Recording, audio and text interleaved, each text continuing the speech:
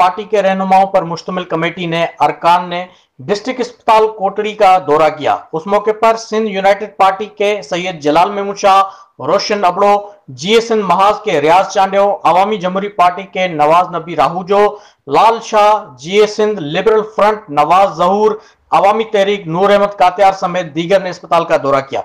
उस मौके पर मेडिकल सुप्रिंटेंडेंट और AMS समेत दीगर डॉक्टरों की मौजूदगी न होने पर उन्होंने अफसोस का इजहार किया।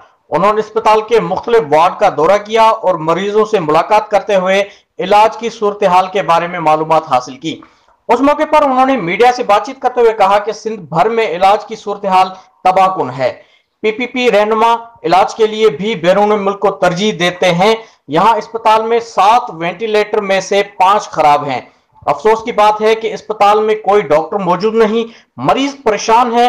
उन्होंने कहा कि नॉन टेक्निकल स्टाफ भर्ती किए गए हैं, मनपसंद अफराद की भर्ती से इलाज की सूरत हाल न होने के बराबर हैं। उन्होंने मजीद कहा कि अस्पतालों में सहूलियात सफाई सुथराई ना होने के बराबर हैं, जिसका नोटिस हुकूमत को